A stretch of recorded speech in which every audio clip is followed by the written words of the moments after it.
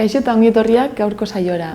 Gaur, Aitziber Biurrun egongo da hemen, Iruñerriko haur eskolako gurasoa, eta beste alde batetik Xabi Luna, Joslo Kuento erakundekoa.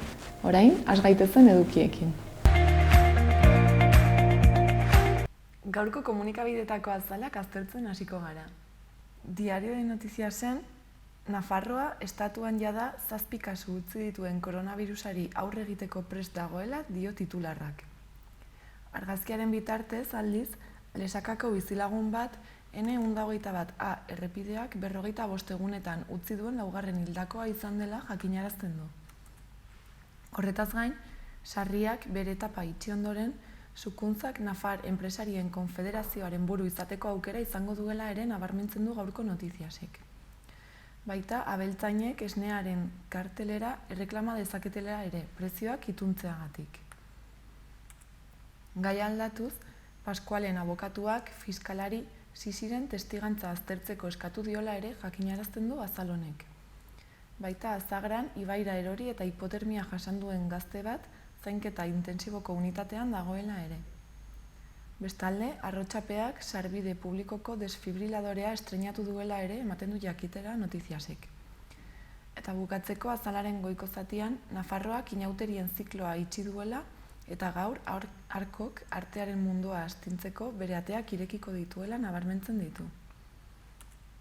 Diario de Navarrako azalarekin goaz orain. Italian koronavirusak aurrera egin ahala, Espainian arreta handiagoa jartzen ari dela dio titular nagusiak.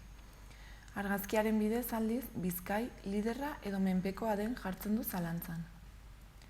Horretaz gain, Juan Miguel Sukuntza enpresaburuen nagusi izateko nabarmentzen dela ere aipatzen du azal honek.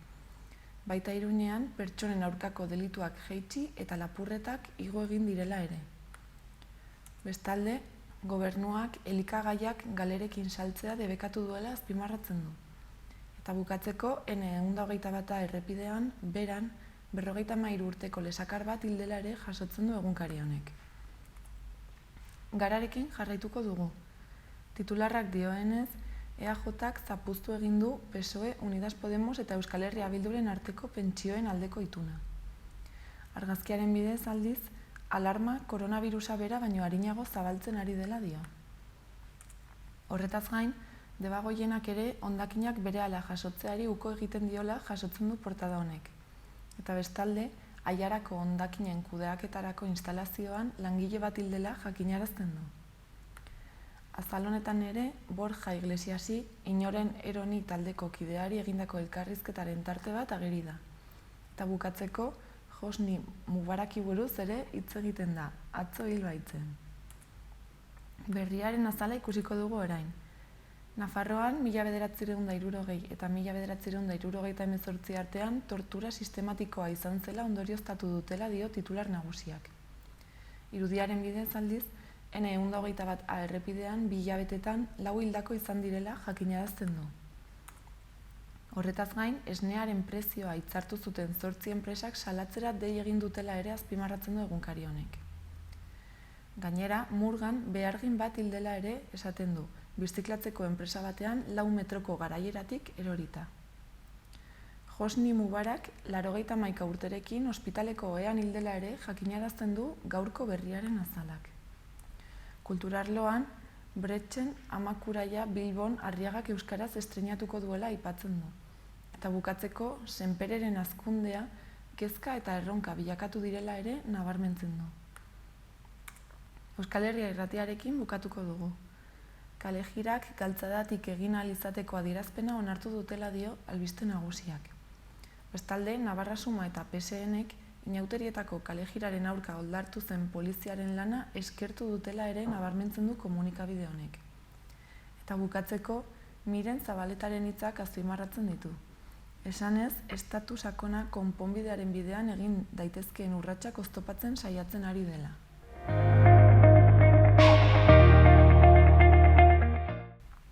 Ikusitzagun gaurko eta biharko eguraldiaren iragarpenak. Gaur, zaparrada giroa eta temperatura baxuagoak izango ditugu. Goizean, zaparradak denera iritsiko badira ere, ugariagoak eta mardulagoak izango dira Kantauri isurialdean. Arratsaldean, hegoaldean atertuz joango da, eta ipar partean gauean. Ipar-mendebaldeko haizea bizi-bizi ibiliko da. Boladaka gogor joko du kostaldean eta haizeguneetan, eta are gehiago mikaztuko du giroa.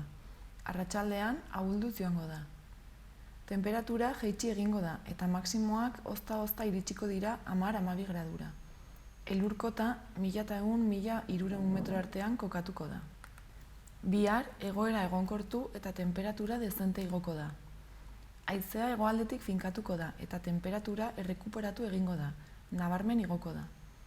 Goizean hego-haizearekin hodeiak eta ostarteak tartekatuko diren bitartean, arratsaldean haizea mendebal ipar-mendebaldera aldatuko da, bolada gogorrekin kostaldean, eta hodeitza ugaritu eta trinkotu egingo da.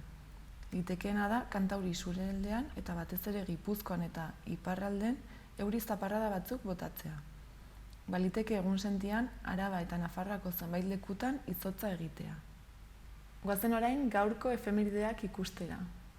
Gaurko egunez 1829 urtean Levi Strauss estatubatuar enpresaria jaio zen. Egun berean, baina 1856ean Buffalo Bill estatubatuar showmana jaio zen. Gainera, gaurko egunez ere 1932an Johnny Cash abeslari estatubatuarra jaio zen. Eta bukatzeko, gaurko egunez 1986ean anime berri bat estreinatu zuten Japonian, Dragoi Bola.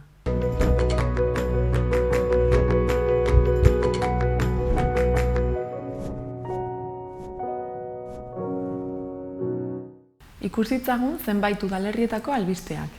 Eguesibarren, ostiralean herrizar noten artean zikloa ospatuko da 6:30 hasita 18 urtetik gorakoentzat. Ziklo intimista honetan emanaldi amateur bat eta gonbidatutako talde profesional bat nahasiko dira.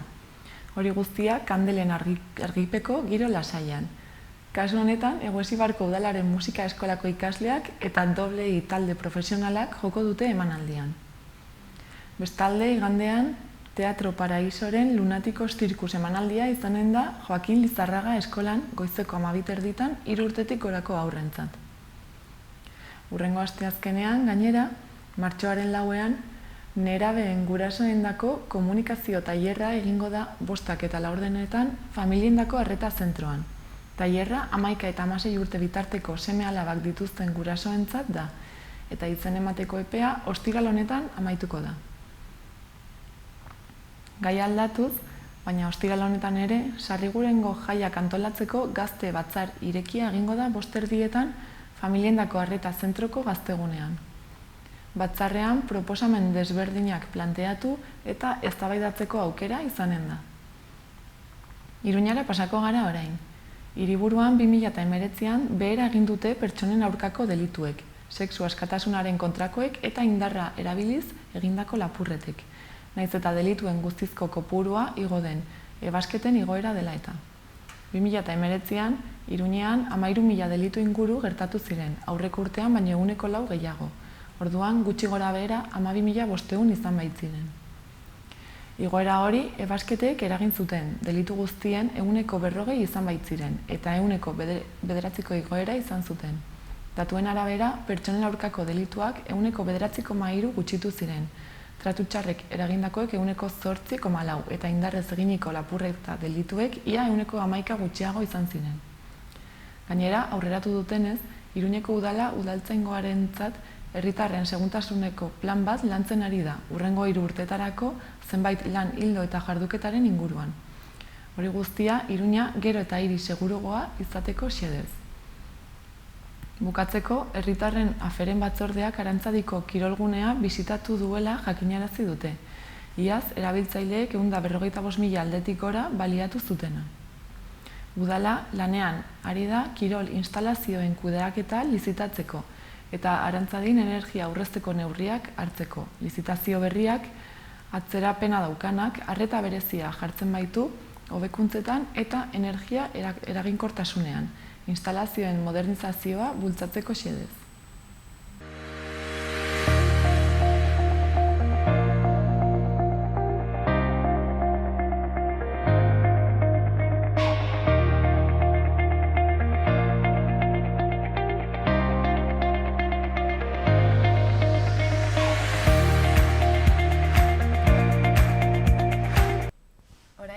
Berbi Urrun dugu hemen gurekin, Iruñako haurreskolako gurasoa.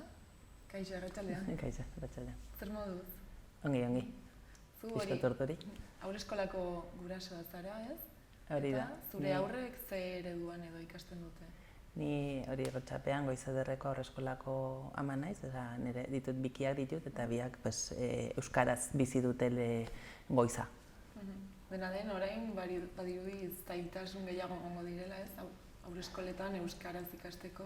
Bai, aldaketa dator, gainera oso denbora gutxi utzi dute aldaketa iragarri dutenetikan ez, matrikulazio epea hasten denera arte, eta orduan maniobra gutxi dago beste zerbait eskatu eta lortzeko. Eta nola gertatu da guzti hau? Ze berez prozesua ez? Hori, guai dela 4 urte, pixkot konplexua da, baina hori dela 4 urte ez aldaketaren gobernuak eta egin zuen zabaldu euskararen inkesta bat egin zuen matrikulazio horrian bertan eta hurrengo urtean egin zuen zabaldu. Bi haurreskola zeuden biak Txantrean, gero horietako bat Rotxapeara eraman zuten pixkot banatzeko auzotan, eta gero hurrengo urtean 2tik 4 pasatziren. Eta pixkot banatu zuten ere Iruñako planoa hartu eta pixkot banatuak, ez? Bat Arrosadi aldean eta bestea Donibanen. Eta aldaketa egin zen bapatean, hori egia da, alde batetik normala da, ze egin behar dena da, bazeuden guraso batzuk barkatu kaltetuak zirenak ez, hemen ni negoen hemen erdaraz eta hurrengo urtean nik ezin dut jarraitu hemen erdaraz, baina eman zieten aukera. Nahi baduzu hemen euskaraz izango da, eta nahi baduzu erdaraz, ondoan daukazun haurreskolara, azkenan erdarazko daude osotara 11 haurreskola Iruñan zehar. Eta oso, erraixa da ez, mugitzea azkenan ziren 350 metro mugitzea aurra, ez, haurreskolat, eta gu euskaraz haurreskola nahi genitunak azkenan mugitzen ginen Txantrearaino, edo zein, ez, auzotan bizi eta Txantrearaino joan behar euskaraz nahi bazenuen. Baina horrek egia da sortuzun bidea beraiendako guraso, ez, kaltetu egindako epaitegitara jotzeko bidea utzi zien.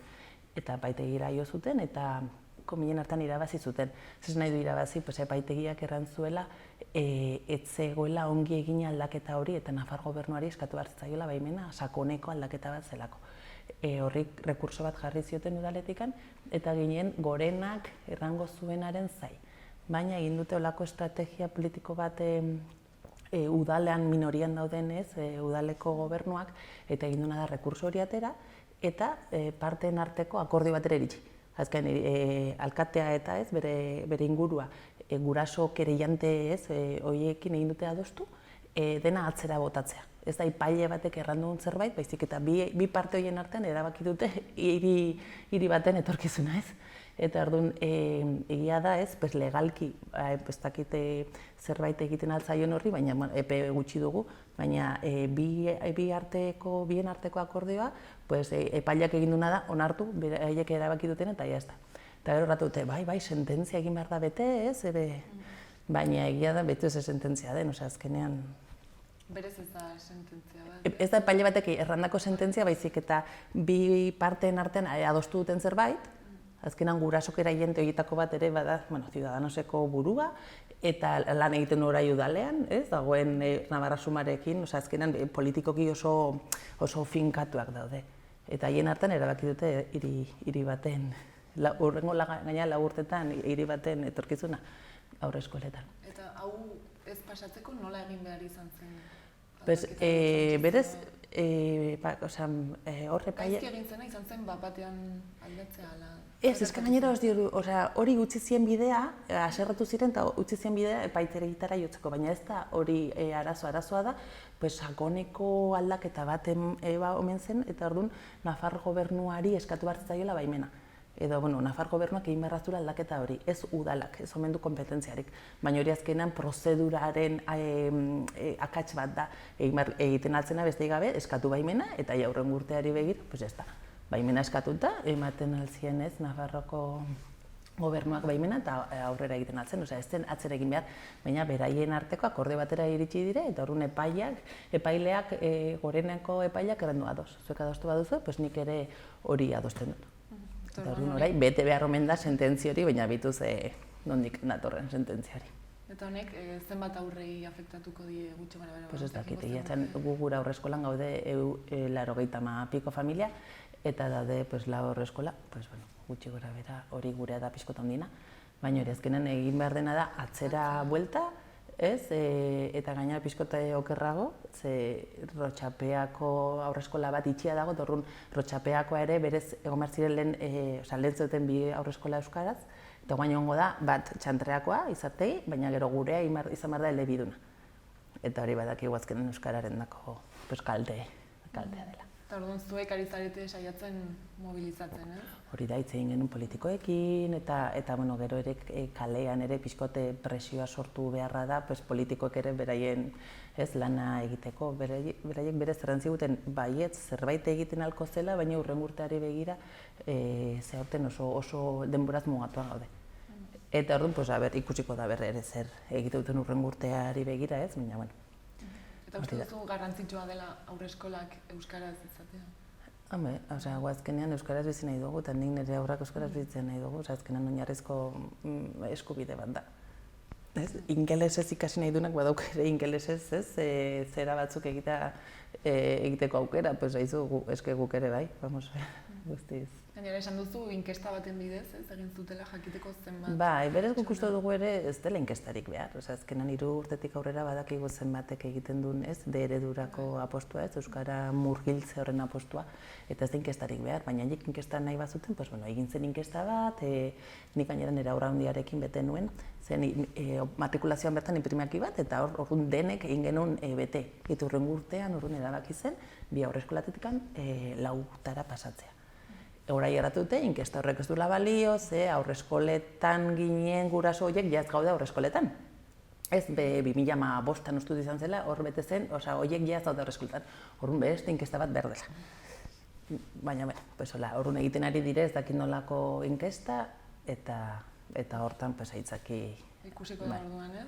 Zer gertatuko den? Bai, nola egiten duten inkesta hori ere, abertzen bat pertsonei deitzen zaien, eta hori inkestaren kalitatea ere pixko dago zalantzan ere bai. Azkenan, nik guraso bat naiz, niz naiz gehiago, baina bai errantziguten ez, talde politikoek inkesta horren berri jakin nahi zutela eta Navarra somatikan ez zietela gauza handirik erraten. Eta orain, pixka bat protesta egiteko guzti honen aurka, larun batean manifestazio bat? Bai, guk egin genuen batzar bat guai dela 2 aste edo, batzar ireki bat, guraso, gaur egungo gurasoak eta guraso etorkizunei deitua ere bai, etorkizuneko gurasoei deitua, eta arun erabaki genuen, manifestaldi bat deitzen alzela, bazagolako arrazoi nahikoa, eta gainera, ez zela bakarrik haurreskolen afera baizik eta arazoa sakonagoa da eta zabalagoa. Antsoaineko haurreskolak hor daude ere bai, haiek nahi dutela ere haurreskola euskaldun bat, Mendigorrian ere euskarazko eredua nahi dute 3 urtetik aintzinera, Castejonen unibertsitatean ere guainekan gauza handirik ezin ikasi euskaraz, azkenean Iruña baino zabalagoa den arazo batean aurrean gaude eta bada garaia.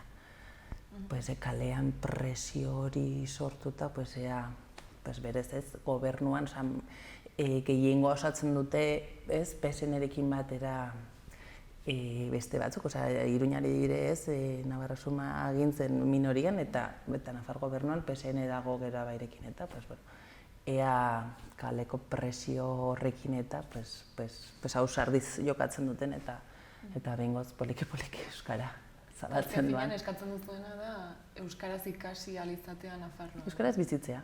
Euskaraz bizi alizatea guretako oinarrizko gauza bat da, nire gurasoek ere bere garaian borroka egin behar izatuten horregatikan, ni ikastolan ikasia naiz, gurasoak ez egiten euskaraz, eta haiek egin zuten borroka hori, eta gu belaunaldi bat geroago guainikan gaude oinarrizkoak egiten zaizkigun eskubide horiek aldarrikatu beharretan. Badirudi atzerant. Bai, oso... Igual aurrera goaz zentzu batzuta, baina oso poliki eta bitorai haurreskolekin behintzat atzera garbi.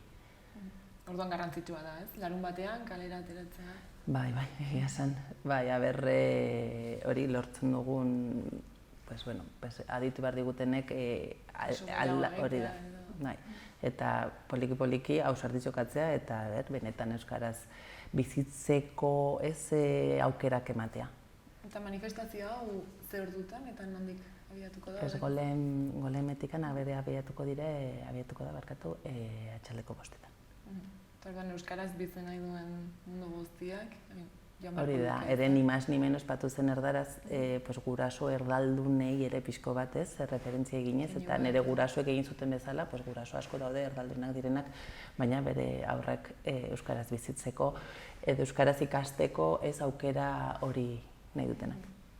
Mila esker, Aitzire etortzeagatik, eta ea nola evoluzionatzen duen kontu honek, adi egongo gara. Eskerrik asko.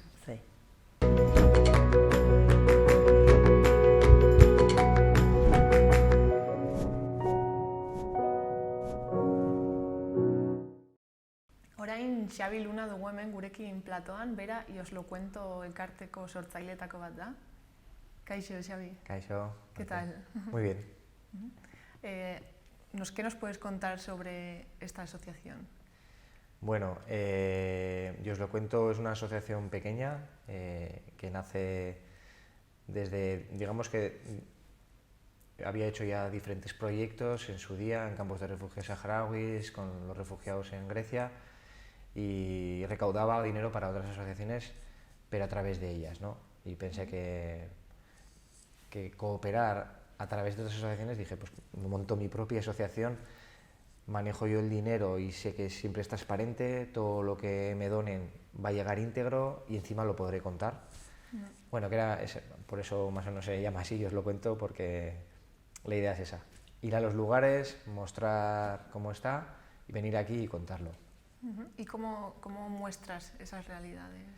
Pues bueno, por un lado, voy de casualidad, suelo ir conociendo proyectos, me van cayendo conforme vas haciendo las proyecciones de los vídeos y esas cosas, y bueno, pues la idea es al final intentar recaudar el dinero con actividades, pues como por ejemplo tengo una amiga que es profesora de yoga, pues hacemos un taller de yoga solidario, cuenta cuentos solidarios, o voy a los colegios y doy charlas y los colegios pues hacen una pequeña aportación, luego los ayuntamientos también colaboran. Entonces luego vas allá y la idea es, con el dinero recaudado, pues intentar dejar una pequeña impronta. En Kenia mejoramos unas aulas, en Perú un orfanato, en Guatemala pues también mejoramos otro orfanato allá. Damos atención sanitaria gratuita porque solemos ir un equipo médico, y luego la idea es intentar pues hacer un vídeo diario. La gente que está aquí pues ve un poco lo que está pasando allá, y luego pues la gente que no lo ha visto, de una forma sencilla hago un pequeño vídeo y luego pues vienes, y si alguna casa de cultura lo quiere poner, pues siempre dispuesto, lo pone y cuentas un poco. Entonces yo creo que a día de hoy yo creo que la gente aporta igual a grandes ONGs, y a mi modo de ver es como muy impersonal, ¿no? Porque das dinero, pero no sabes a dónde va, ni cuánto llega, y luego dices, pues yo qué sé, he dado 100 euros a Médicos Mundi, y de esos 100 euros, ¿a dónde han ido, no? Entonces, bueno, mi idea es que decir, bueno, pues por lo menos que el que colabora con el proyecto luego venga y diga, joder, esta persona le ha mirado a los ojos a la persona que le ayuda, he podido ver a quién ayuda, y luego encima sé que todo lo que he dado ha llegado. Entonces, yo creo que es importante, no sé. ¿Y cuántas personas estáis en la asociación hoy en día? Pues a día de hoy estamos 3. No, pero estamos precisamente en la captación de socios, porque paradójicamente cuanto más dinero tienes o más crédito tienes de fondo en la ONG, das más fiabilidad a las subvenciones y más puntos tienes para que te puedan dar dinero. Entonces, pues estábamos 3 amigos haciendo todas estas actividades, bueno, mi pareja, una amiga de Tafalla y yo, y bueno, pues hace poco nos dijeron, tenéis que echaros a la espalda a unos cuantos amigos familiares para que os colaboren, y nada, y en esas estamos, o sea, en la captación de socios y patrocinadores, a ver si alguna empresa o lo que sea, a ver, poco a poco. ¿Y cómo se puede colaborar? Bueno, la idea es, bueno, si se quieren poner en contacto con nosotros, que nos escriban a yoslocuento21@gmail.com, que tendrá aquí escrito. No. No, y la idea pues es que nos escriban si quieren colaborar, y pues que nos pasen los datos, y luego nosotros pues ya haremos las cosas y ya está. Y ahora, el proyecto así más reciente que habéis tenido, ¿Cuál ha sido? El año pasado hicimos 2 proyectos. Uno estuvimos en Perú para una asociación, no sé si además hay alguna chica que creo que es de Berriozar, se llama Sochaem, que es como Casa Hogar Amazonas. Y pues por casualidades del destino, una compañera de piso que tuve hace un montón de tiempo había estado allá y le llamé y le dije, oye, el proyecto aquel no sabes si sigue vigente. Y pues me pasó la referencia, le llamé y me dijeron que sí, que seguían y que habían cogido el relevo un grupo de chicas de aquí, del País Vasco, y no sé si alguna chica de Aragón creo que hay. Y les pregunté pues a ver qué necesidades tenían. Me dijeron pues que llevan 25 años ahí acogiendo a niños que viven muy lejos como para poder estudiar, y tienen pues eso, 25 niños y niñas, y pues al final conseguí 8.000 euros para pues mejorar las instalaciones, hacer una rampa de acceso, la huerta, ordenadores, mesas, y eso fue en agosto. Y nos fuimos pues 2 profesores, Imanol y Virginia. Luego vino Lilian y Melissa, una médico y una técnica de laboratorio, y Sheila, la enfermera. Y ahí estuvimos dando atención sanitaria por la zona. Creo que atendimos a cerca de 500 personas. Y luego pues con los chavales a las tardes hacíamos talleres, jugábamos a baloncesto y eso. Y luego en octubre nos fuimos a Tanzania, un grupo de 8 personas, que nos fuimos el Kilimanjaro, y luego nos bajamos a Moshi, a un proyecto que la ONG de aquí es Inacuwa, que es un grupo de universitarios increíble que han montado una asociación que desde cada uno aporta todos sus conocimientos y en diferentes áreas, sobre todo para trabajar desde la educación, para hacer crecer pues eso, comunidades. Y luego allí pues nos pusieron en contacto con una ONG local de mujeres que se llama Yendelese. Y ahí estuvimos 8 días, ayudando un poco, pues haciendo atención sanitaria por las casas. Les ayudamos a montar una valla que querían, en un sitio donde quieren criar peces, pues les montamos una valla. Les dimos talleres pues por ejemplo hicimos primeros auxilios, generalmente suelo hacer primeros auxilios, que les viene muy bien.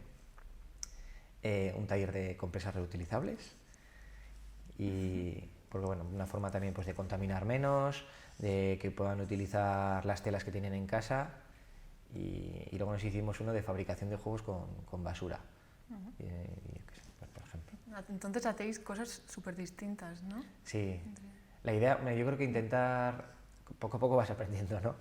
Pero intentar hacer, pues por ejemplo, talleres de reutilización de plásticos. Desgraciadamente en muchos de los países la gestión de la basura, o sea, el plástico, el primer mundo lo crea, pero luego no crea la capacidad de gestionarlo, ¿no? Y en muchos países en vías de desarrollo es el gran problema. Que, por ejemplo, cuando estuvimos en Guatemala, había un proyecto allí que les entrevistamos, se llamaba Ecorevolución, y habían conseguido movilizar a toda una comunidad para limpiar todo el plástico de la zona, y con el plástico hacer como ladrillos, y con eso construyeron la escuela. Y, joder, pues de tener todos los ríos, que al final la gente se acostumbra a ver plástico y tiras plástico, o sea, que va, si se lo hace, ¿qué va a pasar? No tenemos una conciencia a futuro, y bueno, yo creo que estos proyectos están bien. Si puedes hacer un pequeño taller y decir, venga, pues con las botellas. En el Sáhara había un chico que fabricaba también casas, las rellenaba de arena y con eso hacía ladrillos, y bueno, pues con un poco de adobe era un buen aislante, reciclabas y todo eso. No sé, ir aprendiendo poco a poco cosas para enseñar y que sean pues sostenibles y que sirvan para algo, ¿no? Entonces, además de ayudar a la gente de allí, también aprendéis vosotros, ¿no? Sí, bueno, esa es la idea, claro. Yo solo a veces, mi aportación, aparte de pues volverme loco intentando recaudar con las actividades y eso, lo que suelo hacer son los vídeos pues para mostrar cómo está la situación de allá. Yo creo que es una forma también de acercar a la gente de aquí. A mí algunos amigos me dicen, pues gracias a ti viajo, ¿no? Pues porque yo igual no me puedo permitir viajar y veo tus pequeños vídeos, y entonces veo cómo son las casas locales, cómo son las circunstancias, la comida, y bueno, y luego pues con el vídeo muestras la labor que está haciendo la ONG allá, muestras el día a día de las personas, y luego pues yo suelo hacer el taller de primeros auxilios de una forma sencilla, pues atragantamientos, posición de la teleseguridad y ese tipo de cosas. ¿Y crees que los ciudadanos aquí están concienciados sobre cómo viven en estos países que están en vías de desarrollo? Es una pregunta complicada. Yo personalmente creo que tenemos poca conciencia. O sea, o no sé si poca conciencia de cómo está el mundo en otros sitios, o pocas ganas de querer saberlo. Porque muchas veces es muy cómodo, pues yo qué sé, cambiar de cadena cuando sale una noticia que no te gusta, o pensar más, yo qué sé, que no sé, que prefiero irme este fin de semana de juerga que aportar algo, ¿no? Pero bueno, yo una de las cosas que suelo hacer es intentar ir a los colegios y creo que al final en los chavales está el futuro, ¿no? Me gusta más ir a dar charlas a chavales y chavalas porque creas un poco conciencia o reflexión sobre algo que no se habían planteado ese día. O sea, tú organizas una charla en un centro cívico y el que te va a ir precisamente es el que ya, digamos, que tiene Ya un poco conoce, de preocupación, ¿no? Y si ve, qué sé, pues sobre Palestina, que nos vamos a ir en breve, y haces una charla sobre Palestina, probablemente el que tenga una implicación o lo que sea es el que vaya a ir porque esté interesado. Ay, va, joder, a ver qué cuentan, ¿no? Pero el que no va a ir. Sin embargo, en los colegios el profesor decide por ellos y ese chaval se encuentra de repente con algo que no se había planteado pensar ese día, más que el partido de Osasuna que había pasado, la chica de no sé cuántos, a ver si me mira, y de repente coge y esto, no sabía que Perú estaba así, ¿no? O Zambia. Pues igual le pego ahí un clic en su cabeza, llega a casa, mamá, ¿tú sabías que en Zambia es uno de los países más pobres del mundo? Yo qué sé, ¿no? Y pues igual le deja a la madre pensando y luego igual va a sus amigos o no, ¿no? Pero bueno, por lo menos tienes posibilidad de llegar a ellos y no sé, ir creando un poco de conciencia. ¿Y alguna vez te ha pasado igual que alguien haya visto algún vídeo tuyo así de casualidad y luego te haya dicho, joder, no conocía esto y ahora que se haya implicado gracias a tus vídeos? Bueno, en algunas de las charlas sí que luego se te acerca gente y te dice, oh, pues qué guay, me gusta un montón, no sé qué, y de qué forma puedo colaborar, o me gustaría ir. Y el año pasado, por ejemplo, a Tanzania, un vecino de donde vivo yo, que yo no lo conocía, pues se acercó después de la charla y, oh, me ha gustado, ¿podría acompañarte? Y, por supuesto, o sea, si es que al final... Y surgió ahí el que venís a Tanzania, quería hacer el Kilimanjaro, que su mujer también, que su hermano también, no sé qué, y nos fuimos 8 personas que no nos conocíamos de nada. La verdad que nos lo pasamos muy bien. Este año repetimos, nos vamos prácticamente los mismos a Etiopía. Esta vez la idea en Etiopía es, aparte de colaborar con un proyecto de allá, que es una especie de escuela pues, para enseñar a patinar a niños y todo eso, la idea es, como también una de ellas es médico y mi pareja es enfermera, pues intentar hacer atención sanitaria en el centro de salud local y luego la idea es hacer el viaje en bicicleta para regalarlas allá. Entonces, pues bueno, combinar un poco de todo, conocer, cooperar y deporte. ¿Y alguna vez habéis tenido algún problema, no sé, por ejemplo, ahora que vais a Palestina, ¿no? Supongo que la situación igual es un poco problemática. Pues a ver, por ejemplo, cuando fuimos a Haití, Haití es un país que después de... Ahora han pasado justo este año 10 años desde el terremoto. Haití, no sé si sabes, me parece que el terremoto con el segundo mayor número de víctimas de la historia. O sea, más de 300.000 personas murieron, más de 300.000 personas afectadas, se quedó aquello desolado. El problema es que ellos saben que ha habido muchísima cooperación internacional, pero de alguna forma no ha repercutido directamente en ellos. Por ejemplo, Estados Unidos, ¿no? Salen unas cifras, bueno, me lo mostró ONGs de allá, que el 95% del dinero había vuelto a Estados Unidos. ¿Por qué? Pues porque en vez de contratar a una persona local, contratan a alguien de Estados Unidos. En vez de comprar el material allá, el soldado que va es un sueldo. Entonces, al final es un dinero que no repercute directamente en la sociedad y ellos están cansados, ¿no? Dicen, se ha destinado muchísimo dinero, pero nosotros seguimos, cuando fuimos nosotros, en los barrios de alrededor de Puerto Príncipe, seguían todavía sin luz, sin agua. El agua era un pozo pues por barrio o algo así, tenían que ir todos a cargar agua. Yo estuve grabando a un profesor, por ejemplo, y el profesor vivía, bueno, esto es un chalet comparado con lo que vivía él. Pues no sé si la casa sería 2 por 3,5 de bloques de hormigón, una litera donde dormía él con su hijo, la mesa pues era una silla, el cubo de agua lo tenían un poco lleno y él se iba detrás y se lavaba. Y claro, ellos están súper cansados de eso, ¿no? ¿Qué supone eso? Que tú vas a echar una mano allá y no están receptivos, están muy enfadados. Las calles estaban pues con bloques, o sea, eran como muros con concertina arriba, la situación era muy amenazante. Donde estábamos nosotros pues había un tío con una escopeta en la puerta por seguridad. Y joder, te da rabia, ¿no? Totalmente les comprende, ¿no? Porque yo también estaría harto. Pero no te dejaban pasear de cualquier manera. Ahora en Palestina, por la situación un poco, que encima parece que se va a mover justo cuando lleguemos allá, Netanyahu no sé si está ahí promoviendo el tema de las colonias que están dentro del territorio palestino, en Cisjordania. Luego Trump está haciendo de las suyas, decidiendo unilateralmente a quién le corresponde el territorio, y pues nos han comentado pues ONGs de allá que la situación va a estar movida, ¿no? El planteamiento inicial era llevar bicicletas y nos han dicho que mejor no movernos con bicicleta, y luego sobre todo estar atentos a lo que nos digan los palestinos, de decir pues mejor quedaros estos días aquí o lo que sea. En principio nos hemos hecho un cronograma para visitar montones de proyectos, para mostrar un poco la realidad allá. Hemos quedado con, pues no sé si igual, al final tenemos 15 días de visitas a proyectos, que igual son 30 o algo así, y luego nos quedaremos colaborando. Pero tampoco sabemos, igual luego ahí in situ, de repente nos tenemos que quedar todos los días en Jerusalén, o no movernos de una organización, y el planteamiento se nos desmonta, ¿no? Pero yo estoy animado, la verdad. O sea, ¿En ningún momento os habéis planteado el no ir? Hombre, sí que en el grupo alguno o alguna pues sí que dice, uy, ¿y qué vamos a hacer ahora, no? Que parece que se está moviendo la cosa. Pero bueno, es como, no sé, a mí en cierto modo me apetece, porque creo que mostrar las cosas cuando están súper bien es, entre comillas, fácil, ¿no?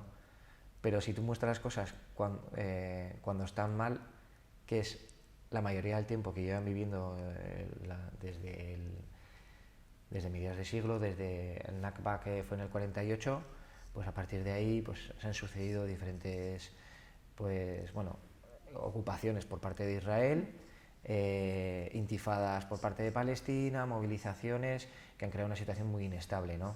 Que a día de hoy pues yo que sé, Gaza, no sé si sabes, pues al final es un espacio muy pequeño, 360 kilómetros cuadrados, viven casi 2 millones de personas, está todo derruido, están totalmente bloqueados, y ese es el día a día, ¿no?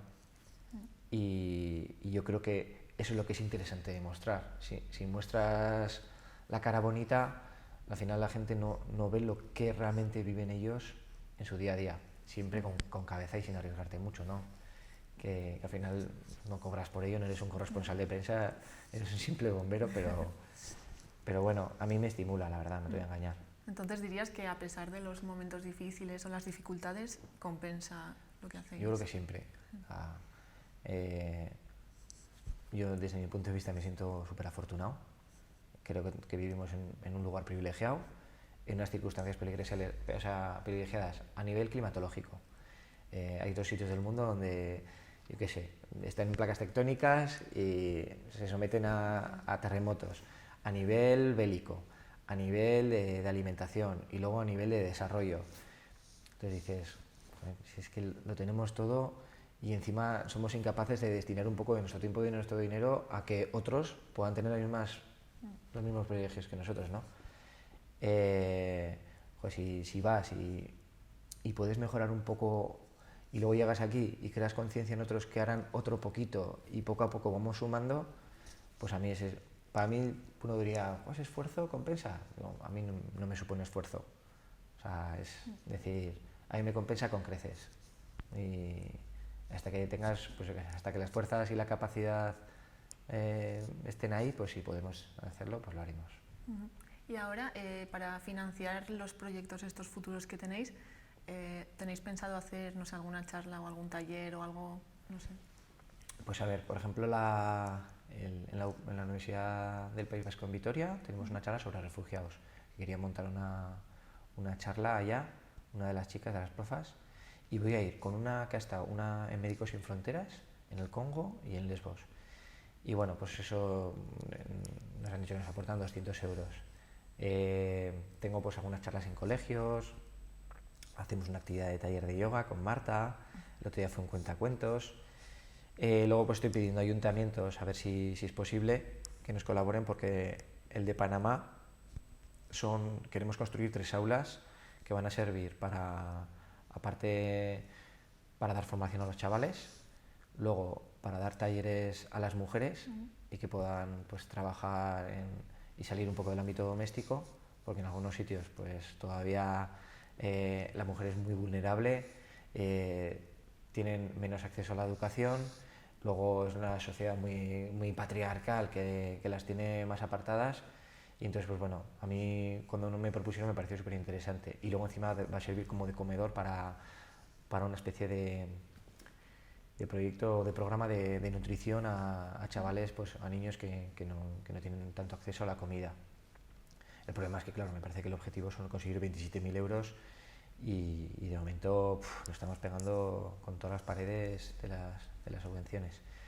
Pero bueno, entonces, entre actividades y ayuntamientos y luego gente que esté interesada, pues encantados. ¿Y estas actividades son abiertas a todo el mundo? Bueno, las charlas, por ejemplo, el otro día fue el Cibox de San Jorge, pues sí, luego hay algunas que te organizan colegios, que vas a los colegios y en Cibox pues para los niños. Pero tampoco te creas que tengo tantas charlas, y como yo encima estoy editando los vídeos, organizando un poco, entrando en contacto con las ONGs y gestionando un poco el grupo y cosas, pues no me da la vida. Y luego aparte de mi trabajo, que entonces... Pero bueno, si de casualidad surge que alguien me escribe y me dice, oye, ¿qué te parecería si eso? Pues yo veo una fecha que me cuadre y intento ir, claro. ¿Y estas cosas las anunciáis en vuestra página web? Sí, tenemos el blog que es yoslocuento.org.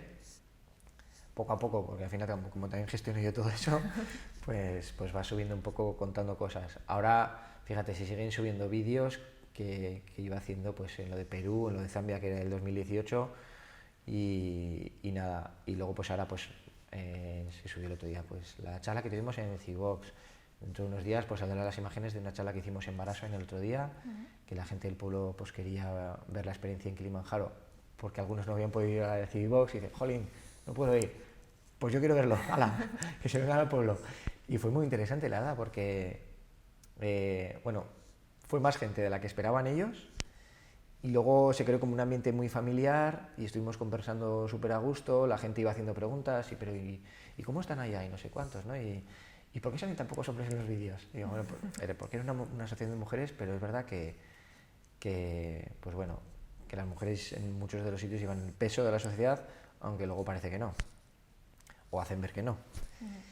Y eso, la verdad que bueno, si el que esté interesado, pues que nos diga, y encantados de ir a contar lo que sea. O sea, hay vídeos de diferentes cosas que no tienes por qué contar justo lo del año pasado. Igual dices, pues quiero que me cuenten lo de los campos refugiados saharauis o lo que sea. Claro, porque en tantos sitios que habéis estado y proyectos distintos, tendréis de todo para contar, ¿no? Sí, hombre, al final te vas mirando para atrás y se van sumando experiencias.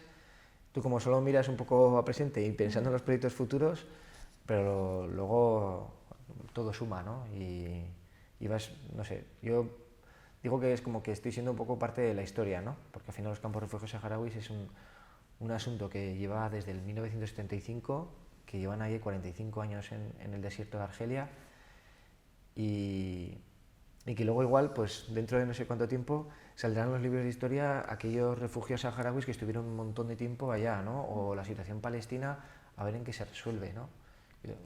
Si al final Israel terminará absorbiendo a Palestina, o habrá una resolución internacional que frene por fin esta locura y diga, no, o sea, que haya un territorio para unos, un territorio para otros, que haya un acuerdo de paz y que se acabe ya todo esto, ¿no? Y dices, pues mira, yo pude estar ahí y contar parte de lo que está ocurriendo, ¿no? Y dar todo lo que puedes, ¿no? Sí. Pues muchas gracias, Xavi, por venir a contarnos todo esto y A vosotros, a ver si, por la labor que hacéis también. si poco a poco seguimos, si podemos venir a contar más proyectos, a ver si me apunto en Euskara Bidea y la siguiente La próxima en lo euskera. contamos en euskera. Vale, pues que así sea. Es que ricasco. Oye, a vosotros.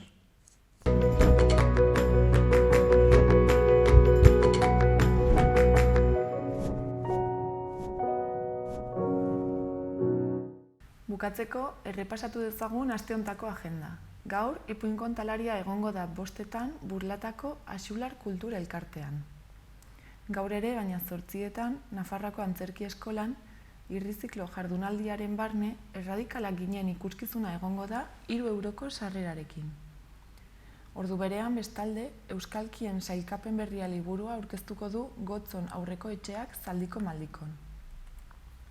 Bihar, Xabier Artieda ipuin kontalariak saioa eskainiko du 6:00 Atarrabiako kulturetxean. Eta ordu berean, Kamixibairekin ipuin kontalariak saioa egongo da San Francisco liburutegi publikoan 4 urtetik gorako haurrentzat eta sarrera librearekin. Bihar ere, baina 7:30 eta karrikirin, dena nahi dugu liburuaren aurkezpena egongo da. Ostiralean, Katakraken, Txinua HBren gainbehera datordena liburuaren aurkezpena egingo da 7:30. Eta gauean, Totemen, Xabi Bandini eta Izaki Gardenaken kontzertua izanen da. 9:30 hasiko da eta sarrerek 9 euroko prezioa dute. Horretaz gain, larunbatean, Atopia RPG partida antzerkia izanen da 5:00 Katakraken. Ordu berean, baina Atarrabiako kulturetxean, aurrentzako Batman Lego filma egonen da ikusgai, €1 sarreraren truke. Larunbatean ere eta 5:00 Euskara Eskubidea lelopean manifestazioa abiatuko da Golem Baionatik. Larunbat honetan gainera, Van Gogh Alive erakusketa hasiko da Baluarten. Maiatzaren 31 arte egonen da ikusgai eta sarrerek 14 euroko prezioa dute. Bukatzeko, igandean, Aranguren Ibarreko kulturetxean, aurrentzako zinema egongo da arratsaldeko 5:00, Ernest and Celestine pelikularekin. Orain eta gaurko saioarekin bukatzeko, Kaleko Urdangaken bideoklip batekin utziko zaituztegu. Mila esker, hor egoteagatik, da bihar arte.